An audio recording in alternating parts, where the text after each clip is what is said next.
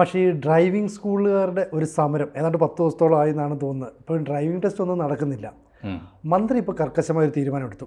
സർക്കാർ സ്കൂളുകളുടെ ഗ്രൗണ്ട് അല്ലെ KSRTC ഒരുക്കുന്ന സ്ഥലങ്ങൾ, അങ്ങനെ സർക്കാരിന് സൗകര്യമുള്ള സ്ഥലങ്ങൾ ഇവിടെയൊക്കെ ടെസ്റ്റ് നടത്തുക എന്നുള്ളൊരു നിലപാടിലേക്ക് നീങ്ങുന്നു. അപ്പോൾ CIT സമരത്തിൽ നിന്ന് പിന്മാറുന്നു എന്ന് പറയുന്നു, എന്നാൽ വേറെ കുറച്ചുപേർ സമരം നടത്തുന്നു എന്ന് പറയുന്നു. അപ്പോൾ മന്ത്രിയുടെ ഒരു നിലപാട് ആർജവത്തോടെ ഈ പറയുന്ന മോട്ടോർ വാഹന വകുപ്പ് നടപ്പാക്കുമെന്ന് വേണം കരുതാൻ. എനിക്ക് തോന്നുന്നു കഴിഞ്ഞ 1-2 ആഴ്ചയായി കേരളത്തിലൊരു പ്രധാനപ്പെട്ട ഇഷ്യൂ തന്നെയാണിത്. മാത്രമല്ല ആ സമരത്തെ പലതരത്തിൽ വർഗീയമാക്കാനൊക്കെ തുടക്കത്തിൽ ശ്രമം നടത്തിയിരുന്നു. അത് ഒന്നാമത്തെ ഒരു കാരണം ഈ ഡ്രൈവിംഗ് സ്കൂളുകളുടെ യൂണിയൻ അതൊരു വലിയ ഘടകമാണ്. ഇപ്പോൾ നമ്മുടെ നാട്ടിലെ ട്രാൻസ്പോർട്ട് ഡിപ്പാർട്ട്മെൻറ്റിനെ നയിക്കുന്നത് അവിടുത്തെ പലപ്പോഴും അവിടുത്തെ അഴിമതിയുടെ പ്രധാനപ്പെട്ട ഏജൻറ്റുമാർ. ഇപ്പോൾ ഗതാഗത വകുപ്പിലെ RTA ഓഫീസുകളിലെ പ്രധാനപ്പെട്ട അഴിമതിയുടെ ഏജൻസി പണി മുഴുവൻ ചെയ്യുന്നത് ഈ ഡ്രൈവിംഗ് സ്കൂളുകാരാണ്. അപ്പോൾ ഡ്രൈവിംഗ് സ്കൂളുകാരുടെ ഒരു വലിയ ലോബി, മാത്രമല്ല അവർ സാമാന്യം സാമ്പത്തിക ശേഷിയുള്ളവരാണ്. ഏത് രാഷ്ട്രീയ പാർട്ടി വന്നാലും ഏത് ഗവൺമെൻറ് ഭരിച്ചാലും അവർക്ക് സ്വാധീനമുണ്ട്. മാത്രമല്ല ഇവർക്കിടയിൽ ഉള്ള പ്രധാനപ്പെട്ട യൂണിയനുകളുണ്ട്. ഈ ഡ്രൈവിംഗ് സ്കൂൾ യൂണിയനും പ്രധാനപ്പെട്ട യൂണിയൻ ഇടതുപക്ഷത്തിൻ്റെ യൂണിയനാണ്, CPMൻ്റെ യൂണിയനാണ്, മറ്റ് സംഘടനകൾക്ക് യൂണിയനുണ്ട്. എങ്കിലും ഇങ്ങനെ ഒരു പരിഷ്കാരം എത്രയോ കാലമായി നമ്മുടെ സംസ്ഥാനത്ത് നിലനിൽക്കുന്ന ഒരു സിസ്റ്റത്തിൽ നേരിയ പരിഷ്കാരങ്ങൾ തീർച്ചയായിട്ടും ഗതാഗത മന്ത്രി രണ്ടാമത്തെ തവണ ഗതാഗത മന്ത്രിയാകുമ്പോൾ ആ സിസ്റ്റത്തിൽ നിലനിൽക്കുന്ന കുറവുകളെ, പുഴുക്കുത്തുകളെ, ദൂഷ്യങ്ങളെ പരിഹരിക്കാനുള്ള ശ്രമമായിരിക്കുമല്ലോ അദ്ദേഹം നടത്തിയിട്ടുണ്ടാവുക. അപ്പോൾ അത് ആ പരിഷ്കാരങ്ങൾ തെറ്റാണെന്ന് ആരും പറയുന്നില്ല. ഈ യൂണിയനുകളൊക്കെ പറയുന്നത് എന്താ, ഇത് ഇപ്പോൾ ഇമ്മീഡിയറ്റ് ആയിട്ട് നടത്തുമ്പോൾ ബുദ്ധിമുട്ടുണ്ട്. എന്താ കാര്യം? ഈ പരിഷ്കാരങ്ങൾ ഏറ്റവും പ്രധാനപ്പെട്ടത് എന്താണെന്നറിയോ? നമ്മുടെ നാട്ടിൽ ഇപ്പോഴും 15 കൊല്ലം കഴിഞ്ഞ വണ്ടി രണ്ടാമത് റോട്ടിൽ ഓടിക്കാൻ ബുദ്ധിമുട്ടുണ്ട്. എന്നാൽ ഈ ഗതാഗത നിയമങ്ങളൊക്കെ പഠിപ്പിച്ച് നമ്മളെ ഡ്രൈവർമാരാക്കി വിടുന്ന ഡ്രൈവിംഗ് സ്കൂളുകളുടെ വണ്ടി ഉണ്ടല്ലോ, ആ വണ്ടി 25 കൊല്ലം കഴിഞ്ഞതാണ്. അത്തരം വണ്ടികൾ ഉപേക്ഷിക്കേണ്ടത്, ആ വണ്ടികൾ മാറ്റണം എന്ന് പറഞ്ഞാൽ എന്താ, ഡ്രൈവിംഗ് സ്കൂളുകാർക്ക് അവർ ഡ്രൈവിംഗ് പഠിപ്പിച്ചുകൊണ്ടിരിക്കുന്ന വണ്ടികളൊക്കെ മാറ്റേണ്ടി വരും, വലിയ ഇൻവെസ്റ്റ്മെൻറ്റ് വേണ്ടി വരും. അതിന് ഘട്ടം ഘട്ടമായി ഒരു അവസരം തരണം എന്നൊക്കെ പറയാം. ഇപ്പോൾ 4-5 വണ്ടിയുള്ള ഒരു ഡ്രൈവിംഗ് സ്കൂളിന് ഓരോന്നായിട്ട് മാറ്റാനുള്ള അങ്ങനെയൊക്കെ അവകാശപ്പെടുകയല്ലാതെ ഈ ഓടിക്കുന്ന വണ്ടികൾ മാറ്റാൻ പാടില്ല. അതാണ് ഒരു പ്രധാനപ്പെട്ട കാര്യം. അതാണ്. അപ്പോൾ രണ്ട്, ഈ ഒരുപാട് ഇപ്പോൾ പലപ്പോഴും അഴിമതി നടക്കുന്ന ഒരു പ്രധാനപ്പെട്ട ഘടകം എന്താണെന്ന് വെച്ചാൽ, ഒരു ദിവസം ആയിരക്കണക്കിന് ആളുകൾ, 100 കണക്കിന് ആളുകൾ ഓരോ സെൻറ്ററിലും വരികയാണ്. ഒരു സെൻറ്ററിൽ 100 പേരെയൊക്കെ പരിശോധിക്കേണ്ടി വരിക. അപ്പോൾ ഒരു MVIക്ക് അവിടെ നിൽക്കുന്ന ഉദ്യോഗസ്ഥന്മാർക്ക് അതിവേഗത്തിൽ മനുഷ്യൻ ക്ഷീണിക്കുമല്ലോ. അതും ഒരു വെയിലത്ത് നിൽക്കുന്ന പണിയാണ്. ഗ്രൗണ്ടിലാണല്ലോ ചെയ്യേണ്ടത്. അതിരാവിലെയാണ് പലപ്പോഴും ടെസ്റ്റ് നടക്കുന്നതെങ്കിൽ പോലും ഗ്രൗണ്ടിൽ നിന്ന് ചെയ്യുമ്പോൾ വേഗത്തിൽ മടുക്കും. അപ്പോൾ വളരെ സൂക്ഷ്മമായ പരിശോധനയൊന്നും നടത്താതെ ആളുകളെ ടിക്ക് ചെയ്ത് വിടും. മനസ്സിലായില്ലേ? അപ്പോൾ ഇത്തരത്തിൽ അതുകൊണ്ട് തന്നെ പലപ്പോഴും ഡ്രൈവിംഗ് ലൈസൻസ് അനുവദിക്കുന്നതിൽ ക്രമക്കേടുകൾ വരാം. മാത്രമല്ല വലിയ തിരക്കുള്ള സമയത്തും ഒക്കെ ആണെങ്കിൽ, തിരക്കുള്ള സമയത്താണ് ചിലതൊക്കെ കൊണ്ടു കൊടുത്തിട്ട് അതിൻ്റെ കൂടെ ഒരു പേപ്പർ അടിയിൽ വെക്കുകയും അതിൻ്റെ കൂടെ ഒരു കിമ്പളവും വെച്ച് കൊടുത്താൽ ഈസി ആയിട്ട് കാര്യമായ ടെസ്റ്റൊന്നും കൂടാതെ തന്നെ അത്ര വൈദഗ്ധ്യം നേടിയിട്ടില്ലാത്തവർക്ക് പോലും ഡ്രൈവറായി പാസ്സാവാൻ പറ്റും. ഇത്തരത്തിലുള്ള അനോമലീസ്. മാത്രമല്ല RTA ഓഫീസുകൾ നമ്മുടെ നാട്ടിലെ അഴിമതിയുടെ വലിയ കേന്ദ്രങ്ങളായിരുന്നു അടുത്ത കാലം വരെ. ഇപ്പോൾ എന്തുമാത്രം മാറ്റം വന്നു എന്ന് എനിക്കറിയില്ല. എന്തൊക്കെ സിവിൽ സർവീസ് പറഞ്ഞാലും, ഇപ്പോൾ സിനുജിക്ക് അറിയുമെന്നറിയില്ല, ഈ LDC ടെസ്റ്റ് പാസ്സായി, അങ്ങനെ ഉണ്ടല്ലോ, LDC ടെസ്റ്റ് പാസ്സായി വന്നാൽ റാങ്ക് ലിസ്റ്റിൽ വന്ന് നിയമനം തേടുമ്പോൾ ആദ്യം ആലോചിക്കുക RTA ഓഫീസിൽ കിട്ടാൻ വല്ല വഴിയുണ്ടോന്നാ. ഓർമ്മയുണ്ടോ? രണ്ടാമത് രജിസ്റ്റർ ഓഫീസിൽ കിട്ടാൻ വല്ല വഴിയുണ്ടോ? മനസ്സിലായി? മൂന്നാമത് മാത്രമാണ് മറ്റ് പോലീസ് ഉൾപ്പെടെ മറ്റു വകുപ്പുകളൊക്കെ പിന്നെ ആലോചിക്കുക. LD ക്ലർക്ക് ആവാൻ ആദ്യ അവസരം തേടിയ എവിടെ? ഏറ്റവും കൂടുതൽ പണം, കിമ്പളം വരാനുള്ള വഴി, അതും ചോദിക്കാതെ കാശ് കിട്ടുന്ന അതിലൊന്നാണ് RTA ഓഫീസ്. അപ്പോൾ ഈ സംവിധാനത്തിൽ മാറ്റം വരുത്തണമെന്ന് മന്ത്രി ആലോചിച്ചു, മന്ത്രി ആഗ്രഹിച്ചു. അദ്ദേഹം അധികാരത്തിൽ വരുമ്പോൾ കഴിഞ്ഞ തവണ പഠിച്ചു വെച്ചു, ഇത്തവണ നടപ്പാക്കാൻ തീരുമാനിക്കുമ്പോൾ സമരം. അപ്പോൾ മലപ്പുറത്ത് നിന്ന് വലിയ വികാരം കൊണ്ട് ആളുകൾ, മലപ്പുറത്ത് ഈ മേഖലയിലെ വലിയ മാഫിയ ഉണ്ട് എന്ന് അദ്ദേഹം പറഞ്ഞത് അദ്ദേഹത്തിന് കിട്ടിയ ഡാറ്റയുടെ അടിസ്ഥാനത്തിലായിരിക്കുമല്ലോ. ഇതിനകത്തൊരു വേറൊരു കാര്യം എന്ന് പറഞ്ഞാൽ, ഈ മോട്ടോർ വാഹന വകുപ്പ് നടത്തുന്ന പരിശോധനകളിൽ എല്ലാ സ്ഥലവും എടുത്തു കൊടുക്കുന്നത് ഈ പറയുന്ന ഏജന്റുമാരാണ്, അതായത് ഡ്രൈവിംഗ് സ്കൂളുകാരാണ്. അപ്പോൾ അവരതിന് ഗേറ്റ് അടച്ചിട്ട് ഇവിടെ നടത്തുന്നില്ല എന്നൊക്കെ തീരുമാനിക്കുന്നു. അതെ. ഇതിൽ സമരത്തിൻ്റെ രീതി മാത്രമല്ല, ഞാൻ പലപ്പോഴും ശ്രദ്ധിച്ചിട്ടുണ്ട്, നമ്മുടെ നാട്ടിൽ നിന്ന് പലപ്പോഴും ലൈസൻസിന് പോകുന്ന ആളുകൾക്ക് ഡ്രൈവിംഗ് സ്കൂളുകാർ പറഞ്ഞു കൊടുക്കും, ഇന്ന സ്ഥലത്ത് പോകണ്ട, ഇപ്പം നമ്മളാളല്ല അവിടെ, അപ്പുറത്തെ ആഫീസിൽ പോയിക്കുക. അപ്പോൾ ഉദാഹരണത്തിന് മലപ്പുറത്ത് ആഫീസുണ്ട്, തിരൂരിലെ ആഫീസുണ്ട്, തിരൂരങ്ങാടിയിൽ ആഫീസുണ്ട്, കൊണ്ടോട്ടിയിലുണ്ട്. അപ്പോൾ ഇവർക്ക് അതാത് കാലത്ത് ഓരോ ഡ്രൈവിംഗ് സ്കൂളിൻ്റെയും ഏജന്റുമാരായ ഉദ്യോഗസ്ഥന്മാർ എവിടെയാണോ ഉള്ളത് അവർക്ക് അങ്ങോട്ട് വിടും. എന്ന് പറഞ്ഞാൽ എന്താ, നഗ്നമായ അഴിമതിയാണ്, അഴിമതിക്ക് കൂട്ടുനിൽക്കുന്നവരാണ്. ഈ സിസ്റ്റം ഒന്ന് പൊളിക്കണമെന്ന് ഗണേഷ് കുമാർ തീരുമാനിച്ചിട്ടുണ്ടെങ്കിൽ അതിൻ്റെ കൂടെ ബഹുജനങ്ങൾ നിൽക്കണം. അപ്പോൾ ഈ സമരത്തെ ആദ്യം പൊളിക്കാൻ തീരുമാനിച്ചത് ഇദ്ദേഹം ഇങ്ങനെ ന്യായമായ രീതിയിൽ ഇത് ആവശ്യമായ മുന്നറിയിപ്പും സമയവും ഒക്കെ കൊടുത്തിട്ടാണ്. പക്ഷെ ആരും തയ്യാറായില്ല. കാരണം എന്താ വെച്ചാൽ ഈ പരിഷ്കാരമൊക്കെ ഞങ്ങളുടെ യൂണിയൻ ബലം കൊണ്ടും ഞങ്ങളുടെ സംഘബലം കൊണ്ടും ഞങ്ങളുടെ സ്വാധീനം കൊണ്ടും ഒക്കെ ഗവൺമെൻറ്റിനെ മറികടക്കാമെന്ന് ആയിരിക്കും ആലോചിച്ചിട്ടുണ്ടാവുക. പക്ഷേ അത് നടന്നില്ല. മന്ത്രി വളരെ ശക്തമായിട്ട് തന്നെ നേരിട്ടു. സമരത്തെ നേരിടാൻ തീരുമാനിച്ചു. മാത്രമല്ല ചില ഭേദഗതികളൊക്കെ ന്യായമായും ചില സമയം വേണം. ഈ വണ്ടി മാറ്റാൻ സമയമെടുക്കണം.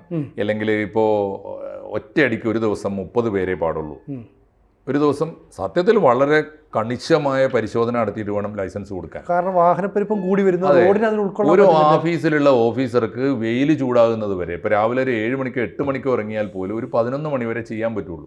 അതിനിടക്ക് കൊടുക്കാവുന്ന മാക്സിമം പേര് 10 or 20 പേരാണ്. ഇനി അത് 40 വരെ ആവാന്ന് അദ്ദേഹം ഭേദഗതി ചെയ്തു, ഇളവ് ചെയ്തു. അതൊന്നും ആയിട്ടും അപ്പോഴും അപ്പോൾ ആ ഭേദഗതിയുടെ പേരിൽ CIT യൂണിയൻ അപ്പോൾ എന്തായി, ഗവൺമെൻറ് അംഗീകരിച്ചു, ഗവൺമെൻറ്റിനെ ബോധ്യപ്പെട്ടു, മുഖ്യമന്ത്രി ഉൾപ്പെടെയുള്ളവർക്ക് ബോധ്യപ്പെട്ടിട്ടുണ്ടാവും ഇത് ഇദ്ദേഹത്തിൻ്റെ ഉദ്ദേശം നല്ലതാണെന്ന് ബോധ്യപ്പെട്ടിട്ടുണ്ടാവും. അപ്പോൾ എന്ത് ചെയ്തു, CIT യൂണിയൻ സമരത്തിൽ നിന്ന് പതുക്കെ പിൻവാങ്ങി. അവർക്ക് കിട്ടിയിട്ടുണ്ടാവും, മോളിന്ന് വേണ്ടാത്ത പണിക്ക് പോകണ്ടെന്ന് പറഞ്ഞിട്ടുണ്ടാവും, പിൻവലിഞ്ഞു. പക്ഷേ കുത്തിത്തിരിപ്പുമായിട്ട് പിന്നിലുണ്ട് അവർ പിൻവാങ്ങിയെങ്കിലും മറ്റ് യൂണിയനുകളെ സമരത്തിൽ നിർത്തി. സാധാരണഗതിയിൽ ഈ ട്രേഡ് യൂണിയനുകളുടെ ഒരു കോർഡിനേഷൻ എന്താ ചെയ്യുക, ഒരു സമരം ഒന്നിച്ച് നയിക്കുമ്പോൾ ഒന്നിച്ചേ പിൻവലിക്കുള്ളൂ. അവരൊക്കെ ഒരു ധാരണയിൽ ഇപ്പോൾ CITUവിന് ബോധ്യം വന്നത് മറ്റവർക്ക് INTUCക്ക് ബോധ്യം വന്നില്ല എന്ന് പറഞ്ഞാൽ അതിൻ്റെ അർത്ഥം ഇല്ല. അപ്പോൾ എന്താ വെച്ചാൽ അവരെ സമരത്തിൽ നിർത്തിയിട്ട് ഞങ്ങൾക്കിപ്പോൾ നിവൃത്തിയില്ല, തമ്പുരാൻ്റെ കൽപ്പന വന്നിട്ടുണ്ട്, നിങ്ങൾ ചെയ്തോട്ടോ, ഞങ്ങളെല്ലാ പിന്തുണയുണ്ട്. എന്നാ പിന്നെ ഈ സമരം തെറ്റാണെന്ന് പറഞ്ഞാൽ അവർ സ്റ്റേറ്റ്മെൻറ്റ് ഇറക്കണ്ടേ, ആ സമരം പിൻവലിക്കണം, ഒത്തുതീർപ്പ് വ്യവസ്ഥകൾക്ക് ഞങ്ങൾക്ക് സ്വീകാര്യമല്ല, അല്ലെങ്കിൽ മന്ത്രി പ്രഖ്യാപിച്ച ഇളവുകൾ ഡ്രൈവിംഗ് സ്കൂൾ കമ്മ്യൂണിറ്റിക്ക് സ്വീകാര്യമല്ല എന്ന് അവർ പറയണ്ടേ, പറഞ്ഞിട്ടില്ലല്ലോ. മൗനം പാലിക്കുക, എന്നിട്ട് ഇവരെ കൊണ്ട് സമരം ചെയ്യിക്കുക എന്ന് പറഞ്ഞാൽ വളരെ മൗനമായ പിന്തുണയോടുകൂടി അവരും പിന്നിലുണ്ട് എന്ന അർത്ഥം. അങ്ങനെ വരുമ്പോൾ മന്ത്രി കൃത്യമായ നിലപാടായിട്ട് രംഗത്ത് വന്നു. ഇനി ഇത് പൊളിച്ചാണ്. ഇപ്പം എന്താ ചെയ്യുന്നത്, ഡ്രൈവിംഗ് സ്കൂളുകാരുടെ കയ്യിലാണ് പലപ്പോഴും ഡ്രൈവിംഗ് ടെസ്റ്റ് നടത്തുന്ന മൈതാനങ്ങൾ. ആ ഡിപ്പെൻഡൻസ് വേണ്ടെന്ന് വെച്ചു. പിന്നെന്താ, ഡ്രൈവിംഗ് പരിശീലനത്തിന് വണ്ടി വേണമല്ലോ, ആ വണ്ടി കൊണ്ടുവരുന്ന ഡ്രൈവിംഗ് സ്കൂളുകാരാണ്. അവർ പഠിപ്പിച്ചെടുത്ത ആളുകൾക്ക് ടെസ്റ്റ് നടത്താനുള്ള വണ്ടി, ഏത് വണ്ടിയായാലും, 2 വീലർ ആയാലും 3 വീലർ ആയാലും 4 വീലർ ആയാലും ഹെവി വെഹിക്കിൾ ആയാലും ഒക്കെ അവർ കൊണ്ടുവരും. അത് എല്ലാ ഡിപ്പാർട്ട്മെൻറ്റും വലിയ ആശ്വാസമാണ്. അത് വലിയ ചിലവാണല്ലോ, വണ്ടി വേണം, മെയിൻറ്റെയിൻ ചെയ്യണം. മന്ത്രി ആ യുക്തമായ തീരുമാനം എടുത്തു. ഒന്ന്, ഗ്രൗണ്ടുകൾ ഡ്രൈവിംഗ് സ്കൂളുകളുടെ കയ്യിലാണ്, അവരങ്ങോട്ട് പൂട്ടിയിട്ട് പോകും, പിന്നെ നടക്കൂലല്ലോ. അങ്ങനെയാണ് ഈ സമരം വിജയിച്ചത്. പിന്നെ ഈ വണ്ടി ആ പരിസരത്തൊന്നും ഉണ്ടാവില്ല, സ്കൂൾ ഗ്രൗണ്ട് പൂട്ടിയിട്ട് പോവുകയും ചെയ്യും, വണ്ടി കൊടുക്കുകയില്ല. അപ്പോൾ പല ഉദ്യോഗസ്ഥന്മാരെ നിസ്സഹായരാകും. പക്ഷേ മന്ത്രി വളരെ സ്ട്രോങ് ആയിട്ട് ഇടപെട്ടു. മന്ത്രി പറഞ്ഞത് നാട്ടുകാരുടെ പൊതുവായ ആവശ്യത്തിനാണ് ഡ്രൈവിംഗ് ടെസ്റ്റ് പരിശീലനം, ഡ്രൈവിംഗ് ടെസ്റ്റ്. അത് നാട്ടുകാർക്ക് ഉപകാരപ്രദമായ പൊതു മൈതാനങ്ങൾ ഏതുണ്ടോ അതൊക്കെ കൊടുക്കാനുള്ള ഉത്തരവ്. അവിടെയൊക്കെ ടെസ്റ്റ് നടത്താം. നമ്മുടെ സ്കൂളുകൾക്ക് മൈതാനമുണ്ട്, പഞ്ചായത്തുകൾക്ക് മൈതാനമുണ്ട്, പല നാട്ടിലൊക്കെയുള്ള പൊതു മൈതാനങ്ങളുണ്ടല്ലോ, കളിസ്ഥലങ്ങളുണ്ട്, ഫുട്ബോൾ ഗ്രൗണ്ടുകളുണ്ട്, സ്റ്റേഡിയങ്ങളുണ്ട്, അതൊക്കെ ഉപയോഗിച്ചോളാൻ പറഞ്ഞു. ഒരു ഉത്തരവ് അത്. ഒന്ന്, ഗ്രൗണ്ട് പൊളിഞ്ഞു. രണ്ടാമത്തേത്, വാഹനങ്ങളില്ല. അയ്യോ, ഡ്രൈവിംഗ് സ്കൂളുകാരുടെ വാഹനം കിട്ടാതെ ഞങ്ങൾ എങ്ങനെ സാറേ ടെസ്റ്റ് നടത്തുന്നതാണ് ചോദ്യമെങ്കിൽ, നിങ്ങൾ ഡ്രൈവിംഗ് ടെസ്റ്റിന് വേണ്ടി വാടകയ്ക്ക് എടുത്തോ. ഒരു 3 വീലർ വാടകയ്ക്ക് എടുക്കുക. ഇഷ്ടം പോലെ റെൻ്റ് ബൈക്ക്, റെൻ്റ് കാർ ഒക്കെ ഉണ്ടല്ലോ, എല്ലാം ഉണ്ടല്ലോ, റെൻ്റ് ആൻഡ് ഓട്ടോ ഒക്കെ എടുക്കുക. ഒരു ഓട്ടോറിക്ഷക്കാരനോട് ഇപ്പോൾ ഒരാഴ്ചത്തേക്കോ ഒരു മാസത്തേക്കോ ഒരു റേറ്റ് നിശ്ചയിച്ചാൽ മിനിമം റേറ്റിലാവും കൊടുക്കുമല്ലോ, വണ്ടി കൊടുക്കുക. അപ്പോൾ വണ്ടികൾ വാടകയ്ക്ക് എടുക്കാം. ഗ്രൗണ്ടുകൾ, ഏത് ഗ്രൗണ്ടും വിപുലമായിട്ട് ജനകീയമായ ഗ്രൗണ്ടുകൾ ഉപയോഗിക്കാം എന്ന് മന്ത്രി തീരുമാനിച്ചതോടുകൂടി സമരക്കാർക്ക് തീർച്ചയായിട്ടും അവരുടെ വഴിക്ക് വരേണ്ടി വരും. ഇനി ഈ ഡ്രൈവിംഗ് സ്കൂളുകാർക്ക് വലിയ ഫീസ് കൊടുത്തിട്ട് പഠിക്കാൻ വരുന്ന ലൈസൻസിൻ്റെ അപേക്ഷകരുണ്ടല്ലോ, അവർ ഇവരെ കാത്തു നിൽക്കുമോ? ഇല്ല. അവർ ആത്യന്തികമായി മറുപടി പറയേണ്ടത് ഈ ട്രാൻസ്പോർട്ട് വകുപ്പിലെ ഉദ്യോഗസ്ഥന്മാരോടും ഗതാഗത വകുപ്പിനോടുമാണ്. അപ്പോൾ അവർ വരും. നിങ്ങൾ ഇന്ന ഗ്രൗണ്ടിൽ ഓഫീസർ RTA അടിച്ചു കൊടുക്കുകയാണ്, ഇത്രാം തീയതി രാവിലെ ഇത്ര മണിക്ക് നിങ്ങൾ ഇന്ന മൈതാനത്ത് വരണം, ഇന്ന സ്കൂൾ മൈതാനത്ത് ഞങ്ങളവിടെ ടെസ്റ്റ് നടത്തുമെന്ന് പറഞ്ഞാൽ അവർക്ക് പോകാതിരിക്കാൻ പറ്റുമോ? ഡ്രൈവിംഗ് സ്കൂളുകാരുടെ ആപ്പീസ് പൂട്ടും. സത്യം പറഞ്ഞാൽ ഡ്രൈവിംഗ് സ്കൂളുകാർ ഈ കളിക്കുന്ന കളിയുണ്ടല്ലോ, സംഘടിതമായ ഈ നീക്കം, അവർ മാറട്ടെ. ഒരു നാട് മാറുമ്പോൾ ഒരു നാട്ടിൽ വരുന്ന ഭരണപരിഷ്കാരത്തോടൊപ്പം കാലത്തിനൊപ്പം ജനങ്ങളുടെ തിരഞ്ഞെടുക്കപ്പെട്ട ഗവൺമെൻറ് ഒരു നിലപാടെടുക്കുമ്പോൾ, തീരുമാനം എടുക്കുമ്പോൾ അതിൻ്റെ കൂടെ മാറാൻ അവർ തയ്യാറാവണം. ഇത് തയ്യാറാകാത്തതിൻ്റെ ഒരു കാരണം എന്താ പറയുക, പക്ഷേ ഇപ്പോൾ നമ്മളൊരു ഡ്രൈവിംഗ് സ്കൂളിൽ പഠിക്കാനായിട്ട് പോകുന്നു, നമ്മളൊരു നിശ്ചിത ഫീസ് കൊടുത്ത് പഠിപ്പിക്കുന്നു, നമ്മൾ സ്റ്റിയറിംഗ് അങ്ങോട്ടും ഇങ്ങോട്ടും തിരിക്കുന്നു എന്നല്ലാതെ സ്വന്തമായി വാഹനം ഓടിക്കാനോ പാർക്ക് ചെയ്യാനോ ഒരു കയറ്റത്തിലോ ഇറക്കത്തിലോ നിർത്താനോ പഠിപ്പിക്കുന്നില്ല. ഇതിന് ശേഷം നമ്മൾ കൈ തെളിയാന്ന് പറഞ്ഞിട്ട് വീണ്ടും കുറച്ച് പൈസ കൊടുത്തിട്ട് പഠിപ്പിക്കും. അപ്പോൾ ഇതിൻ്റെ ഇടയിൽ ഒരു കള്ളക്കളി എന്ന് പറയുന്നത് ഡ്രൈവിംഗ് സ്കൂളുകാരൻ പൈസ കൊടുത്ത് ഇവനെ ടെസ്റ്റ് പാസ്സാക്കുന്നു, വീണ്ടും ഇവൻ്റെ നിന്ന് പൈസ മേടിക്കുന്നു. മന്ത്രി പറയുന്നത് ഇതെല്ലാം പാസ്സാക്കിയിട്ട് ലൈസൻസ് കൊടുത്താൽ അപ്പം ഡ്രൈവിംഗ് സ്കൂളുകാരന് കിട്ടുന്ന വരുമാനം അവിടെ നിലയ്ക്കും. തീർച്ചയായിട്ടും. അതിൽ മാത്രമല്ല, ഈ ഡ്രൈവിംഗ് സ്കൂളുകാർ വളരെ സമർത്ഥമായ ചില നീക്കങ്ങളുണ്ട്. ഡ്രൈവിംഗ് സ്കൂളുകാർക്ക് ഈ ചിലർ നല്ലൊരു ശതമാനത്തിനെ തള്ളിക്കളയും. അതെ, ഇവർക്കറിയാം ഇവൻ ഫിറ്റ് ആയിട്ടില്ല, എന്നാലും അവൻ ടെസ്റ്റിന് അയക്കും. എന്തിനാണ്? അവൻ്റെ ഒരു കോഴ്സ് തട്ടിപ്പിതുപോലെ ഒരു മിനിമം ചടങ്ങ് കോഴ്സ് പൂർത്തിയാക്കിയിട്ട് ഒരു കോൺഫിഡൻസും ഇല്ലാതെയാണ് അവൻ ടെസ്റ്റിന് വിടുക. സ്വാഭാവികമായിട്ടും അവൻ തട്ടിപ്പോവും. അപ്പോൾ തീർച്ചയായിട്ടും തിരിച്ച് അവൻ്റെ അടുത്ത് തന്നെ വരും, വീണ്ടും ഇവന് ഫീസ് കിട്ടും.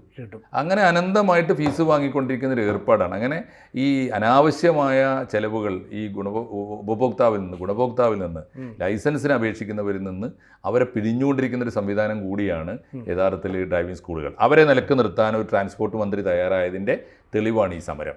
ആ സമരം സത്യം പറഞ്ഞ ജനങ്ങൾക്ക് വേണ്ടി ട്രാൻസ്പോർട്ട് വകുപ്പ് കൊണ്ടുവന്ന ഭരണപരിഷ്കാരത്തിൻ്റെ ഫലമായുള്ള സമരമാണ്. ആ സമരം ന്യായമായ മാർഗത്തിലല്ല, ന്യായമായ വിട്ടുവീഴ്ചകൾ വകുപ്പ് മന്ത്രി ചെയ്തിട്ടും അത് സ്വീകാര്യമല്ല. സമരവുമായി മുന്നോട്ട് പോകും, ഡ്രൈവിംഗ് ടെസ്റ്റ് നടത്താനേ അനുവദിക്കുകയില്ല എന്ന് പറഞ്ഞാൽ ആളുകൾ ലൈസൻസ് ഇതുപോലെ തന്നെ അത്യാവശ്യമുള്ള സാധനമാണ്. അതെ, പലരും വിദേശയാത്രയ്ക്ക് പോകുമ്പോൾ ഡ്രൈവിംഗ് ലൈസൻസുമായിട്ട് പോകാൻ നിൽക്കുന്നവരുണ്ടാവും, പല ജോലികൾക്കും അപ്ലൈ ചെയ്താൽ നിൽക്കുന്നുണ്ടാവും, വാഹനമില്ലാതെ ജീവിക്കാൻ പറ്റാത്തവരുണ്ടാവും, അവർ ലൈസൻസിന് കാത്തിരിക്കുന്നുണ്ടാവും, ഡ്രൈവർമാരെ അഫോർഡ് ചെയ്യാൻ കഴിയാത്ത വാഹന ഉടമകളുണ്ടാവും, രോഗികളുണ്ടാവും, വികലാംഗരുണ്ടാവും. അവശ്യ വിഭാഗമാണ് അവരെ അങ്ങനെ തന്നെ പരിഗണിക്കണം. അതുകൊണ്ട് ഈ ഡ്രൈവിംഗ് ലൈസൻസ് എന്ന് പറയുന്ന, പ്രത്യേകിച്ച് കേരളം മോസ്റ്റ് മൊബൈൽ കമ്മ്യൂണിറ്റിയാണ്, ഏറ്റവും കൂടുതൽ വാഹനങ്ങൾ ഉപയോഗിക്കുന്നവരാണ്, ഏറ്റവും കൂടുതൽ സഞ്ചരിക്കുന്നവരാണ്. അവർക്ക് സ്വന്തം വാഹനം ഉപയോഗിക്കാനുള്ള ലൈസൻസ് കൊടുക്കുക എന്നത് നമ്മുടെ ജീവിതത്തിൽ ഏറ്റവും അത്യാവശ്യമായ കാര്യമാണ്. അത് പൊളിക്കാനും അതിനെ തകർക്കാനും അതിനെ ചൂഷണം ചെയ്യാനും നടക്കുന്ന ഏത് അസോസിയേഷനായാലും, ഡ്രൈവിംഗ് സ്കൂൾ അസോസിയേഷനായാലും അതിനെ പൊളിക്കേണ്ടതുണ്ട്. അവരുടെ സമരം അന്യായമായതുകൊണ്ട് തീർച്ചയായിട്ടും അത് പരാജയപ്പെടേണ്ടതുണ്ട്. ഈ ഘട്ടത്തിൽ ആ സമരം തകർക്കാനും ജനകീയമായ ഒരു ഇച്ഛാശക്തിയോടെ മുന്നോട്ട് പോകാനും തയ്യാറാകുന്ന കേരളത്തിൻ്റെ ട്രാൻസ്പോർട്ട് മന്ത്രിയും ട്രാൻസ്പോർട്ട് വകുപ്പിനും കേരളത്തിൻ്റെ ജനാഭിലാഷ അവരോടൊപ്പം ഉണ്ടാവും. ജനങ്ങളുടെ എല്ലാ അഭിവാദ്യങ്ങളും അവർക്കുണ്ടാകണം, എല്ലാ പിന്തുണയും ഉണ്ടാകണം എന്നാണ് നമ്മുടെ അഭിപ്രായം. ഓക്കെ, അപ്പോൾ നമുക്ക് ഇനി എന്തെങ്കിലും മാറ്റങ്ങളുണ്ടായാൽ നമുക്ക് വരും ദിവസങ്ങളിൽ ഇനിയും ചർച്ച ചെയ്യാം. തീർച്ചയായിട്ടും.